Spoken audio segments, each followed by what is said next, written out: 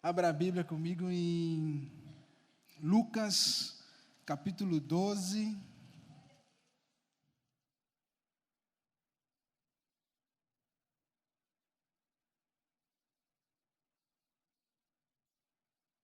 Nós vamos falar a partir do verso de número 15. Lucas 12, verso 15. Aproveito antes para falar, aos jovens e adolescentes. Então, a partir de domingo que vem, nós vamos ter um culto, uma palavra específica para você. Nós vamos, com a licença do pastor, quebrar tudo aqui. Vamos ministrar teu coração e nós vamos romper como igreja, cada segmento ouvindo algo que lhe abençoe e frutifique na sua vida. Então, convido você a ouvir essa primeira palavra, esse primeiro dia, no próximo domingo. Eu tenho certeza que você vai ser muito abençoado. Você jovem, você adolescente, você é adulto, você pode vir no segundo culto, o adolescente, o jovem pode vir no primeiro, mas nós temos a liberdade de direcionar a palavra mais especificamente à sua vida dessa forma. Amém? Será bênção, tenho certeza, para a sua vida. Diz a palavra do Senhor em Lucas 12, verso 15. E disse-lhes: acautelai-vos e guardai-vos da avareza, porque a vida de qualquer não consiste na abundância do que possui. E propôs-lhe uma parábola, dizendo: a herdade de um homem rico tinha produzido com abundância, e ele arrazoava consigo mesmo, dizendo: que farei? Não tenho onde recolher os meus frutos. E disse: farei isto, derrubarei os meus celeiros e edificarei outros maiores, e ali recolherei todas as minhas novidades e os meus bens. E direi à minha alma, tens em depósito muitos bens para muitos anos. Descansa, come, bebe e folga. Mas Deus lhe disse: louco, esta noite te pedirão a tua alma. E o que tens preparado? Para quem será? Amém? Feche os teus olhos. Pai querido amado, esta é a tua palavra, que foi lida e será ministrada aqui nessa hora. Espírito Santo de Deus, ministra a tua palavra como ministraste ao meu coração, que haja edificação, que haja crescimento da tua igreja, que haja crescimento do teu povo, que haja amadurecimento, ó Pai, daqueles que te buscam, daqueles que querem, ó Deus, a chegar a Canaã celestial. Ó Pai querido e amado, que essa palavra dê frutos, que ela possa, ó Deus, mudar, fazer uma metanoia em nossa mente, mudar a nossa mente, operar, ó Deus, a transformação da nossa mente, de que tantos necessitamos para poder experimentar a boa, perfeita e agradável vontade do Senhor. Ajude-nos, ó Pai.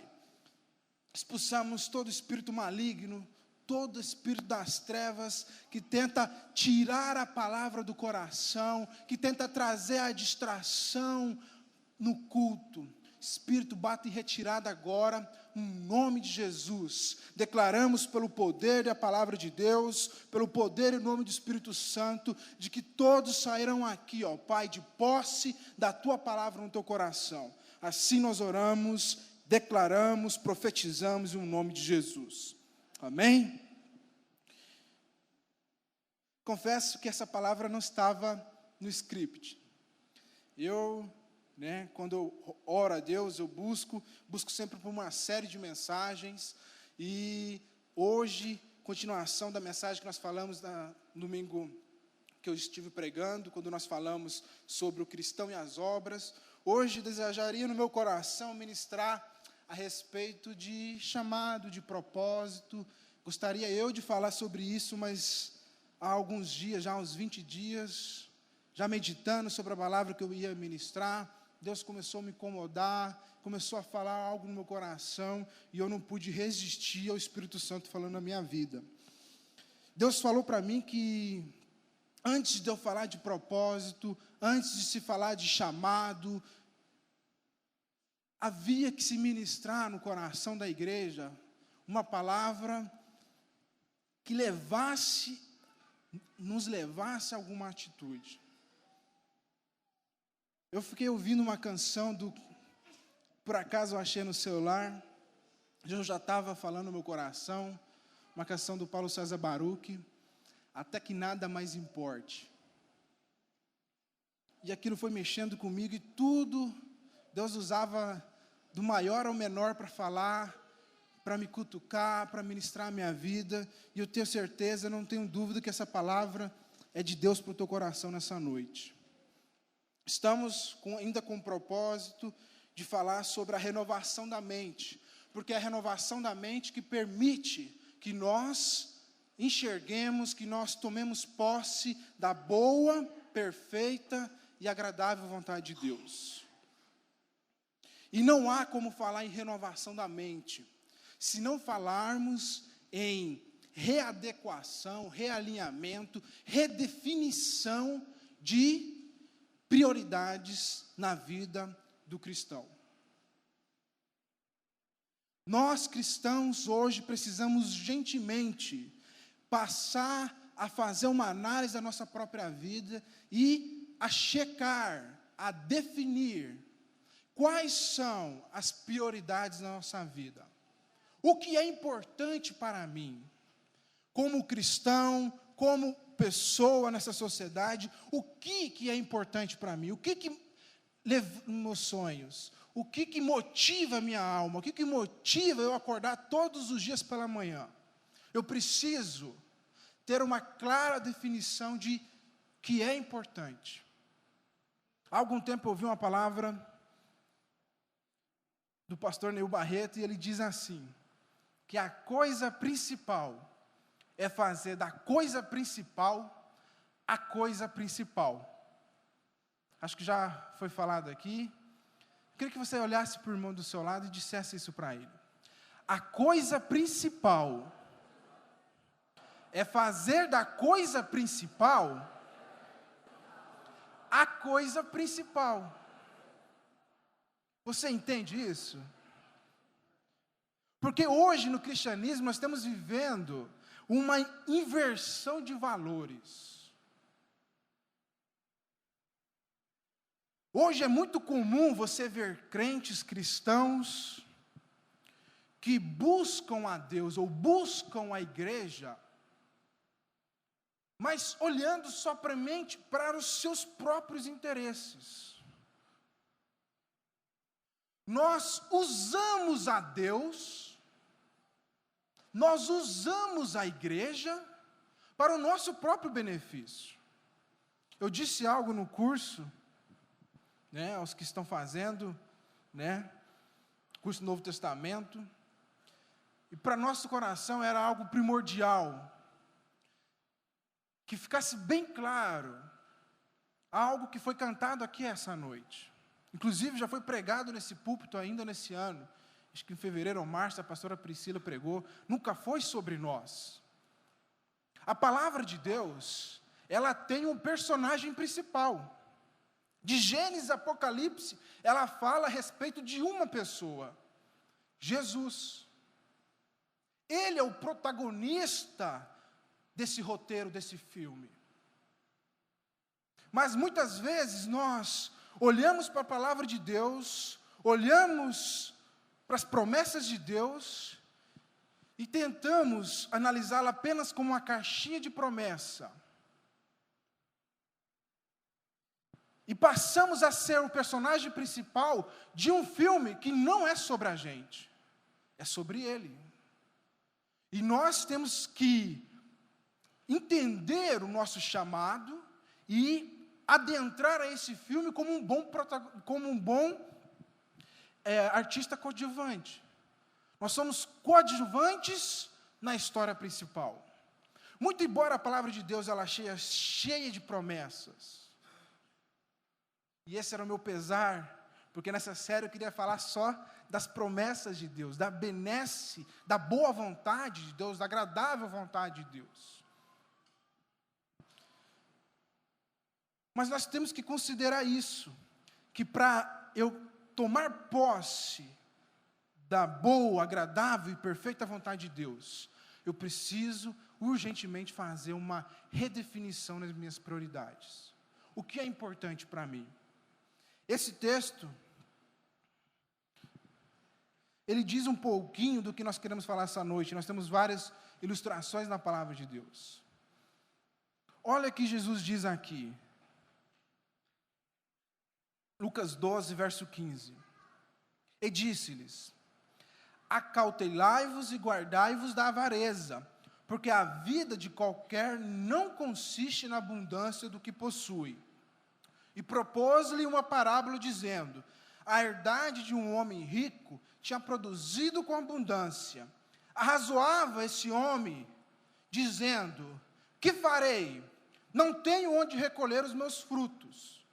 E disse: farei isto: derrubarei os meus celeiros, edificarei outros maiores, e ali recolherei todas as minhas novidades e os meus bens. E direi à minha alma. Esse é um verso-chave para você entender essa parábola. Olha o que ele diz para a alma dele: alma, tens em depósito muitos bens para muitos anos, descansa, come, bebe, folga. Disse-lhe Deus: louco. Olha que afirmação. Deus diz para ele: louco, sem inteligência. Esta noite te pedirão a tua alma, e o que tens preparado, para quem será?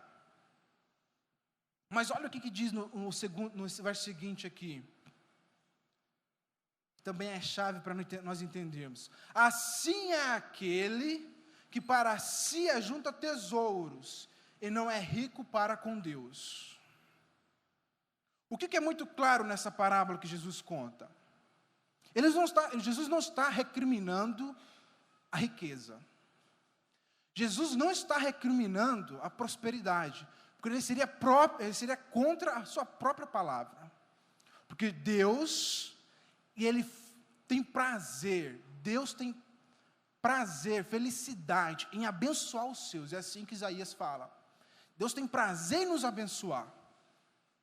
Esse próprio texto diz, nós vamos falar até o final da mensagem. Mas qual que é o problema aqui então?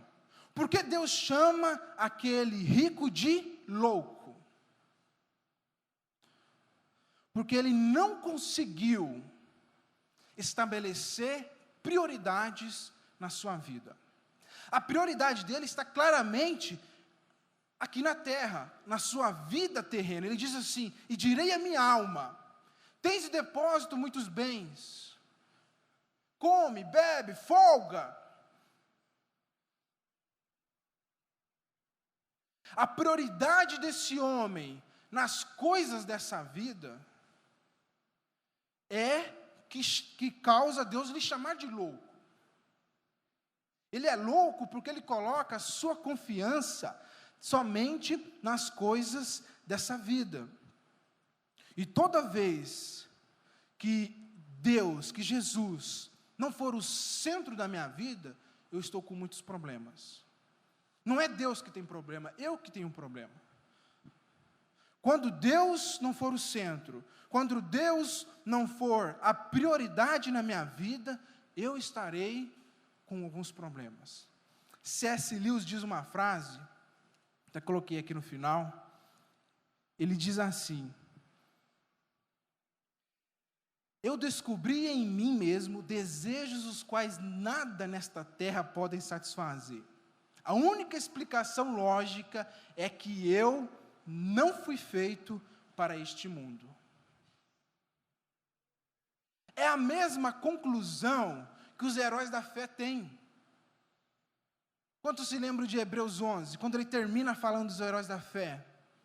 Há uma frase ali muito interessante. E eles entenderam que não eram deste mundo. Que eles eram de um outro lugar, de uma outra pátria.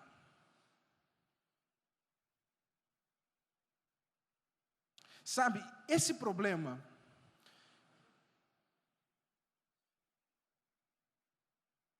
ele é visto ao longo de toda a palavra de Deus. você se colocar no centro e excluir Deus do centro. Em Jesus, quando Jesus veio, eu sempre gosto de citar Lucas 24, a passagem dos discípulos em Emaús. Quando Jesus vem, havia uma expectativa nos judeus de que o Messias fosse de uma forma, e Jesus, de certa forma, não correspondia à expectativa dos judeus. Por isso é que os judeus não receberam Jesus. Já falei aqui, eu gosto de usar a ilustração do Superman. Superman é uma criação de um judeu. É assim que eles viam. Eles imaginavam que o Messias seria um general que chegaria em Jerusalém, expulsaria os romanos e colocaria ordem na casa, devolveria a autoridade ao povo de Israel. Muitos criticam João Batista, mas João Batista, pela declaração dele, ele também tinha esse pensamento. Quando João Batista manda, vai lá ver se esse é o mesmo Messias que estamos esperando. Porque na expectativa dele, o Messias seria diferente. Nós temos muitas expectativas. O povo judeu tinha uma expectativa do Messias, mas Deus tinha uma outra expectativa do Messias. E a expectativa que se cumpre é a expectativa de Deus.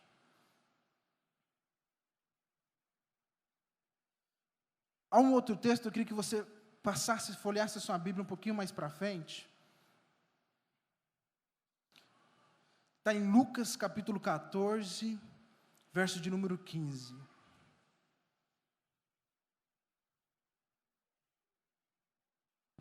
Lucas 14, verso número 15. É a parábola dos convidados.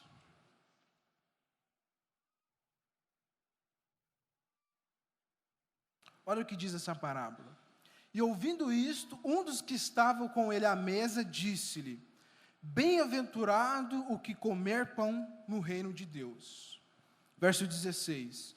Porém ele lhes disse: um certo homem fez uma grande ceia e convidou a muitos. Verso 17. E à hora da ceia mandou seu servo ir e dizer aos convidados: vinde, que já tudo está preparado. Preste atenção. Era comum às festas, Jesus usa aqui uma parábola de uma festa daquele tempo. Era comum nas festas você primeiro chamar os convidados. Hoje também tem isso, né? E aí, os seus convidados lhe confirmam: eu estarei presente nessa festa. Eu estarei presente nessa festa. Porque você tem como calcular tanto a comida que você vai fazer, tanto a bebida que você vai servir. Então aqui ele anuncia, ele convidou a muitos, no verso 16. Depois que ele tem ali o ciente dos seus convidados, a declaração que eles iam, a confirmação de que eles iam, ele prepara as bodas, e aí vem o verso 17. E à hora da ceia, mandou o seu servo dizer aos convidados: vinde, que já tudo está preparado. Depois de convidados, depois de ter confirmado presença na ceia, olha o que eles começam a fazer. E todos, a uma, começaram a excusar-se, ou começaram a se desculpar, dizendo-lhe, o primeiro: comprei um campo e importa ir vê-lo, rogo-te que me hajas por desculpado. Verso 19, e outro disse: comprei 5 juntas de bois, e vou experimentá-los, rogo-te que me hajas desculpado. Verso 20, e outro disse: casei-me, e portanto não posso ir. 3 desculpas. Aqueles convidados à mesa dão 3 desculpas. Preste bem atenção. Nessa ilustração, eles não são chamados, não são convidados para servir no exército. Eles não são convidados para uma assembleia, uma reunião desgastante. Eles são convidados para participar de uma ceia, de um banquete.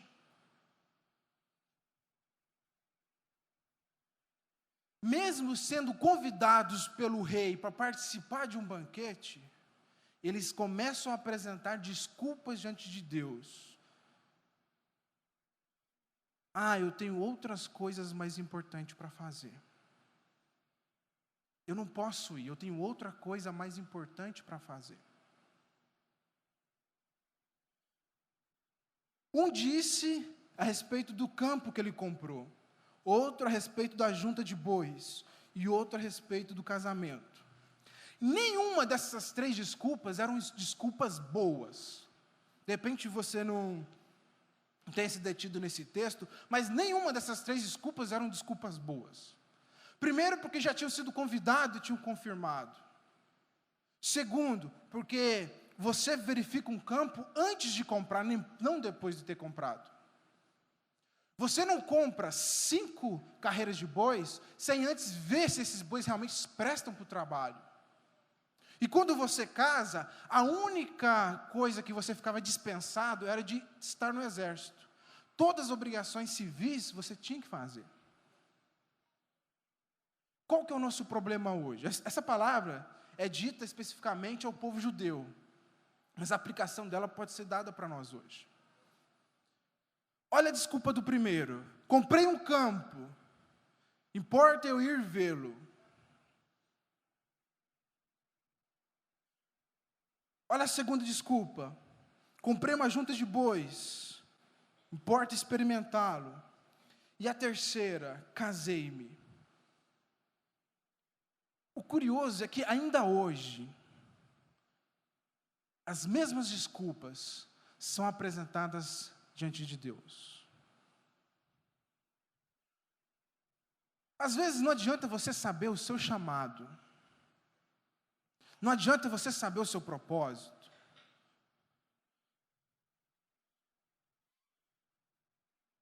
Muitas vezes é dito aqui nesse púlpito da importância de você ir e pregar o Evangelho, de você ir e fazer discípulos, de você ser alguém que dá exemplo lá fora, de você aqui dentro trabalhar como líder de célula, de você ofertar a sua casa para ser anfitrião, de você se dispor na obra de Deus. Tudo isso, biblicamente, tudo exposto através da Bíblia. Mas, quando você chega uma pessoa para falar com ela, o que ela diz? Estou fazendo faculdade. Não posso me envolver com a célula.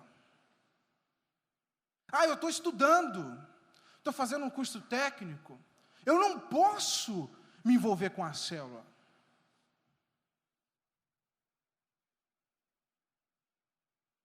O mais engraçado, eu estava até conversando com o irmão solteiro esses dias. Casei-me. Incrível quando a pessoa, depois que casa, esquece da pessoa para o trabalho. É melhor a gente orar, de repente, que as pessoas não casem na igreja. Quantos concordam? Porque se casa, acaba virando uma desculpa.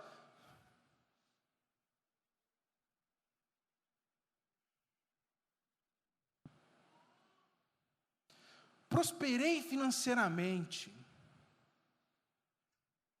Não posso mais me envolver tanto na obra. Eu tenho que cuidar das minhas coisas. Eu tenho que cuidar da minha empresa. Eu tenho que cuidar do meu escritório. Eu tenho que cuidar dos meus investimentos.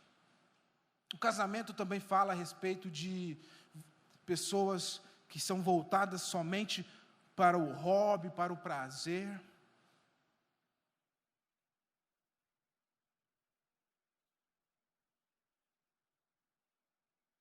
O problema hoje do cristão são as distrações.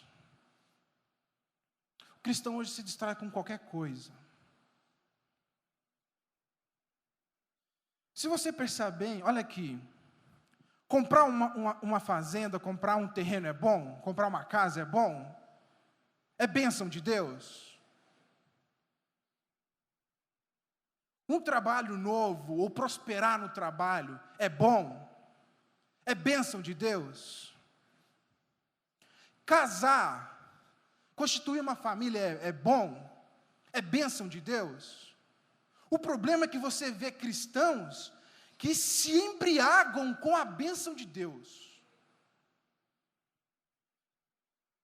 Da mesma forma que eu falei, é melhor que o povo não case. Então vamos olhar para o povo, de repente, do seu trabalho, que você perca o emprego.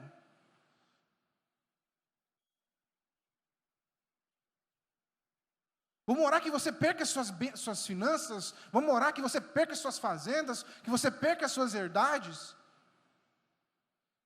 Porque se isso te afasta de buscar a Deus, se isso é uma desculpa para você não estar envolvido na obra, que você perca essas coisas, porque mais importante é você estar lá. Mais importante é você estar inserido no reino.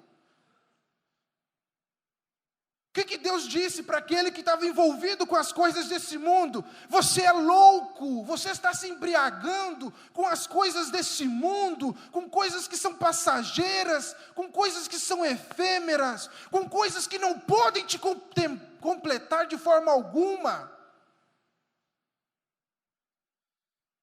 Quando algumas pessoas vêm conversar comigo, a respeito de, principalmente jovens que estão fazendo faculdade, estão se inserindo no mercado de trabalho, eu sempre faço questão de passar essa mensagem.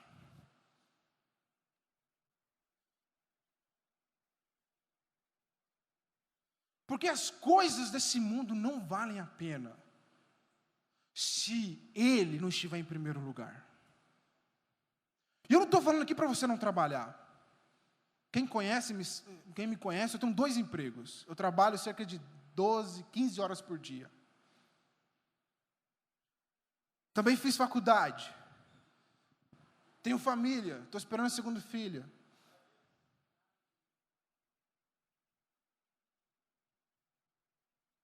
Mas tem cristão que ele não pode prosperar. E é bênção, de repente, escute aqui. De repente é bênção que você não prospere. Para que você não se perca.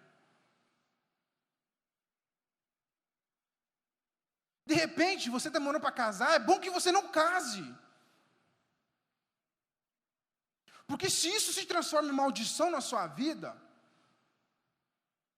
livre-te disso. Louco. Deus diz para alguém que coloca toda a sua confiança, toda a sua esperança, ou que coloca alguma coisa em primeiro lugar diante de Deus, é chamado por Ele de louco. Olha o que Ele diz em Mateus 10:37. Eu tenho certeza que eu não estou te dizendo nada de novo nessa noite. Que todos esses textos você conhece. 10:37, Jesus diz assim: quem ama o pai ou a mãe mais do que a mim, não é digno de mim. E quem ama o filho ou a filha mais do que a mim, não é digno de mim. E quem não toma sua cruz e não me segue após mim, não é digno de mim. Olha o que ele diz: quem achar a sua vida, perdê-la-á. E quem perder a sua vida, achá-la. Não é muito forte essa declaração de Jesus? Escute bem, cristianismo não é algo parecido com o que está sendo pregado hoje. Jesus diz muito claramente, quando ele fala aqui, quem ama o pai ou a mãe mais do que mim, está falando claramente a questão que nós estamos querendo colocar hoje. Definição de importância, de prioridade. Que você possa chegar, de repente aí já sentado, ou que você possa chegar em casa e fazer uma lista. O que é prioritário para mim? O que está em primeiro lugar na minha vida? O que está em segundo lugar na minha vida? Porque o meu trabalho nunca pode estar em primeiro lugar. os meus bens, as minhas finanças nunca podem estar em primeiro lugar. É Jesus que diz. E eu não posso ficar sentado no banco tranquilo, se eu não ouvir uma palavra dessa e começar a criar algo dentro de mim. Olha que ele diz: quem ama ou que tem alguma coisa acima de mim, não é digno de mim.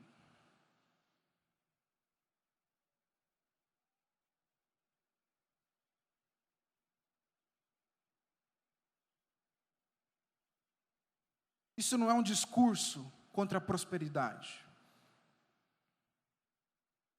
Um dos sinais da bênção de Deus é a prosperidade. Não é um discurso contra o trabalho, porque mesmo Deus diz: aquele que não trabalha, não coma. Não é um discurso contra o prazer, o hobby. Não é discurso contra você fazer algumas coisas deste mundo. Você precisa simplesmente definir prioridades. Eu acho muito esquisito uma igreja que tenha 200, 250 jovens,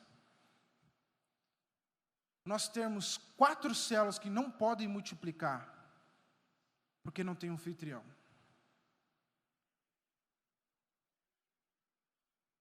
Pessoas estão deixando de ser alcançados. De repente o seu vizinho poderia ser alcançado com uma célula na tua casa. Células que não podem multiplicar, outras 2 não podem multiplicar, porque não tem líder de célula, porque não tem pessoas que se disponham. Afinal de contas, a minha faculdade é mais importante para mim. O meu trabalho é mais importante para mim. As coisas dessa vida são mais importantes para mim.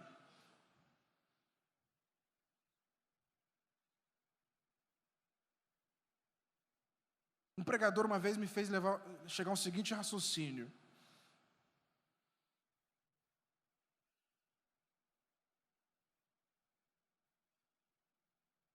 O que aconteceria se eu morresse hoje? Usando esse mesmo texto. Imagina se Deus falasse para mim hoje, falasse: você vai morrer. Será que aquilo que eu construí no meu dia de hoje, eu ajuntei mais tesouros no céu ou aqui na terra?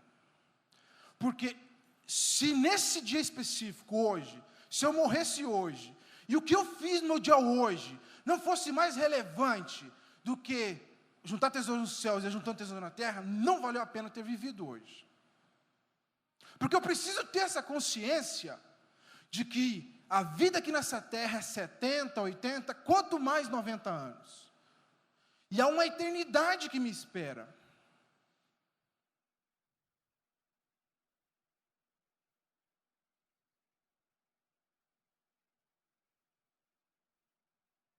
Quando eu falo de faculdade,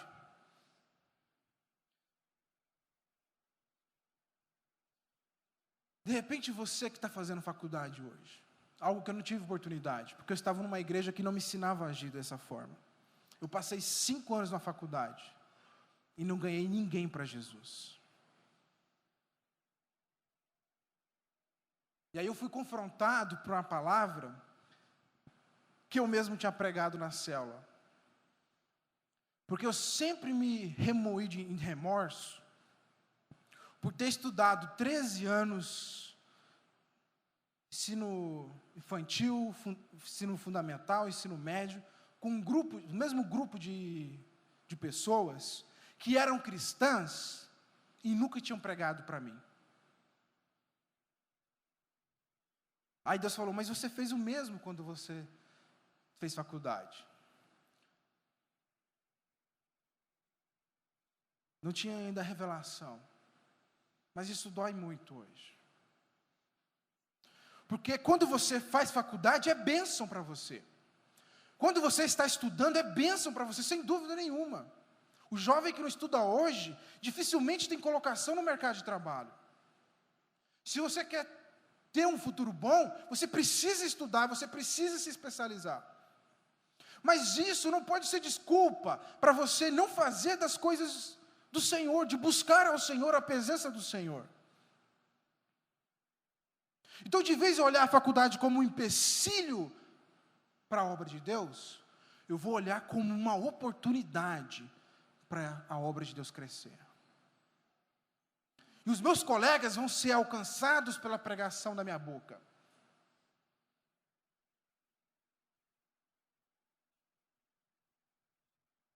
Da mesma forma o meu trabalho, da mesma forma as minhas riquezas, os meus bens,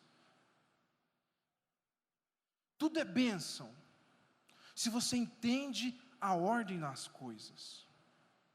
Se eu entendo a ordem das coisas, Deus pode abrir a janela dos céus para a minha vida. Você entende isso? Olha aqui para mim.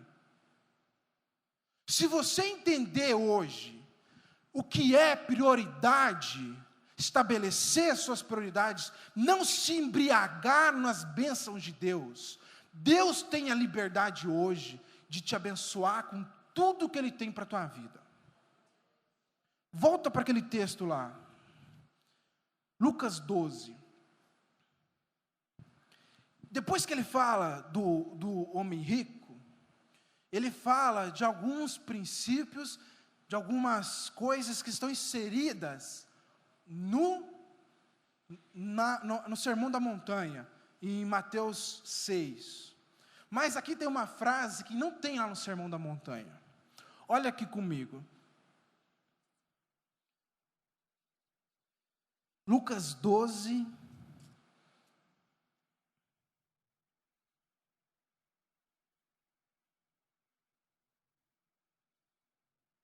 verso 31. Buscai antes o reino de Deus, e todas estas coisas que foi mencionado acima vos serão acrescentadas. Isso tem lá no Sermão da Montanha. Olha aqui o verso 32. Não temais, ó pequeno rebanho, porque o vosso Pai agradou dar-vos o reino. Busque em primeiro lugar as coisas de Deus, porque é do agrado de Deus, é do agrado do Pai te dar o reino, te abrir as janelas dos céus e te dar bênçãos sem medidas, que você tenha um casamento muito feliz, muito frutífero, muito próspero, que você tenha um emprego muito feliz, muito frutífero e muito próspero, que você tenha bens, que você não passe necessidade, é do agrado de Deus. Mas o que você precisa fazer hoje? Qual que é a sua resolução nessa noite? Eu preciso colocar Deus em primeiro lugar, eu preciso buscar Deus em primeiro lugar, eu preciso fazer as coisas de Deus em primeiro lugar. Então, eu dirijo a minha célula, e se necessário for, eu vou fazer aquele trabalho da faculdade, quando eu chegar em casa à meia-noite, 1h. Porque as coisas de Deus têm prioridade.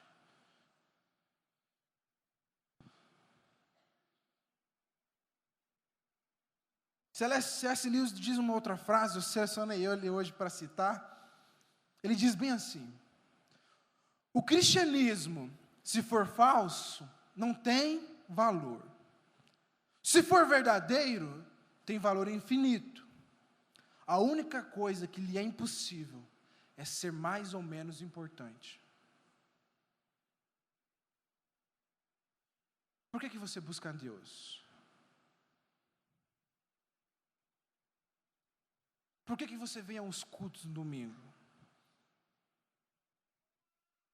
O cristianismo, se tiver mais ou menos importância, não tem relevância nenhuma.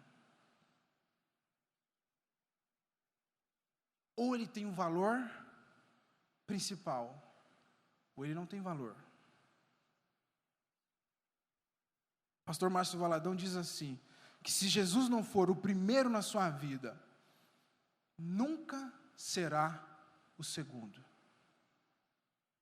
Se Jesus não for o primeiro na tua vida hoje, Ele nunca será o segundo.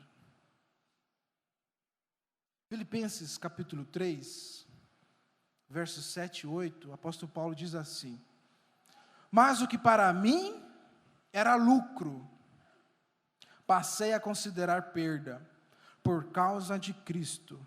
Mais do que isso, considero tudo como perda, comparando com a suprema grandeza do conhecimento de Jesus Cristo, meu Senhor, por cuja causa perdi todas as coisas. Eu as considero como esterco para ganhar a Cristo.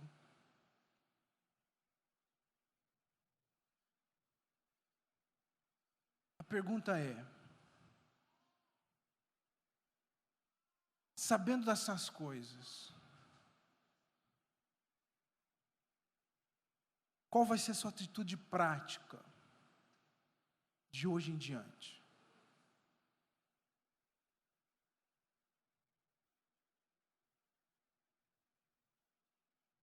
Você vai arriscar chegar naquele grande dia e ouvir de Jesus louco? Você vai arriscar se perder nas coisas desse mundo? Eu nem digo em pecado. Se embriagar com as próprias bênçãos de Deus, porque Deus é galardoador, Deus abençoa mesmo. Ou você vai manter um coração como o do apóstolo Paulo? Queria que você ficasse de pé. Eu gosto sempre de fazer uma oração.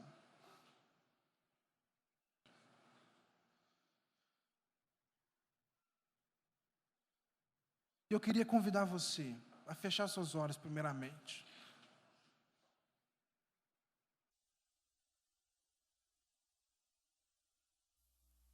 O apóstolo Paulo disse: tudo o que eu conquistei lá fora, tudo para mim é como se fosse perca.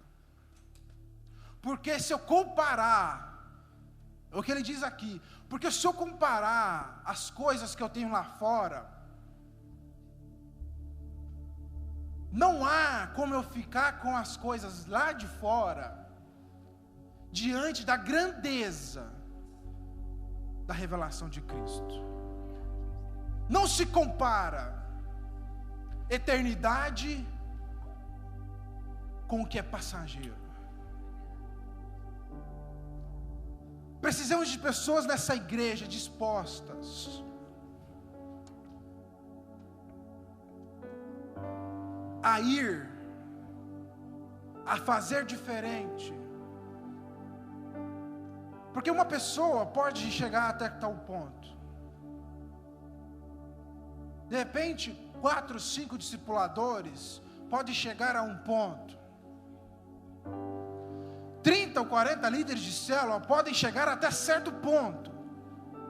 Mas nunca vai ser como se tivermos aqui um exército de pessoas que colocam Jesus em primeiro lugar.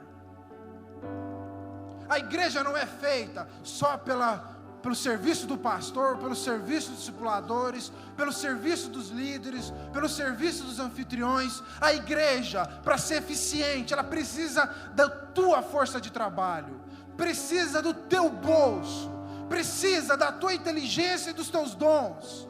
Precisa que você se envolva, precisa que você pare de colocar outras coisas diante de Deus, e de que você passe a colocá-lo em primeiro lugar, acima de qualquer coisa, porque esse é o verdadeiro cristianismo, o resto é balela.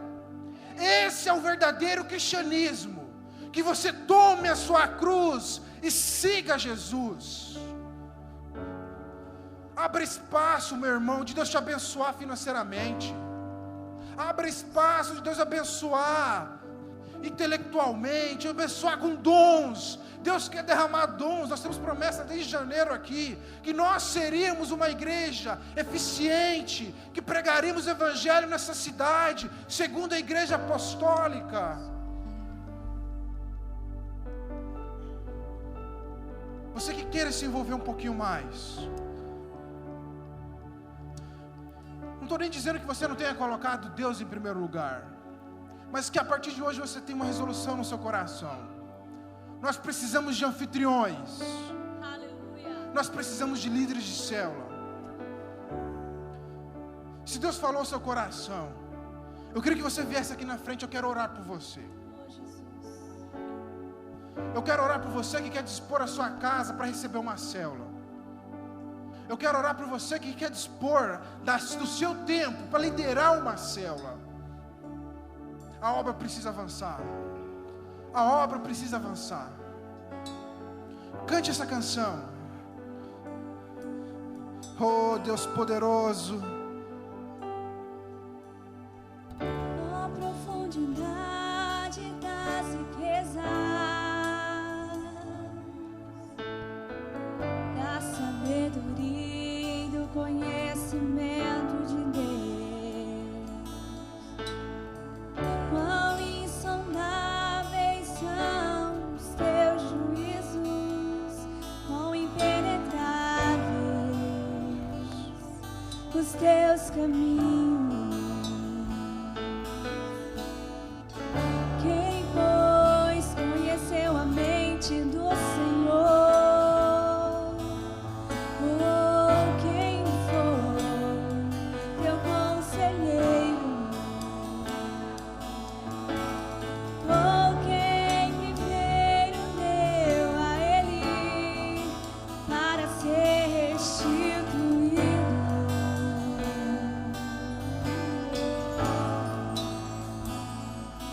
Porque dele, por meio dele, para ele são todas as coisas.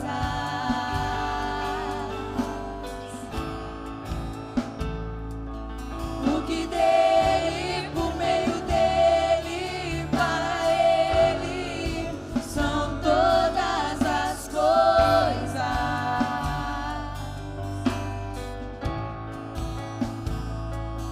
Nunca foi sobre nós, nem sobre o que podemos fazer. É tudo sobre você, tudo para você, Jesus.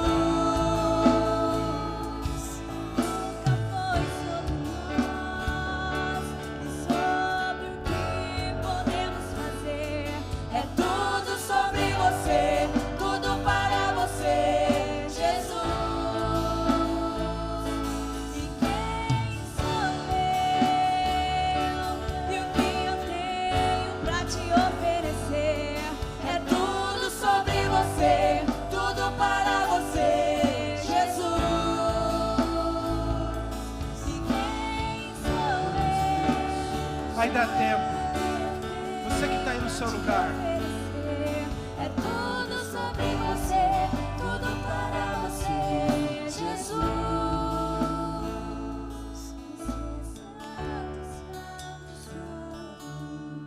Santo, Santo, é tudo sobre você, tudo para Glória a Deus, aleluia. Aí dá tempo. Se disponha para o chamado.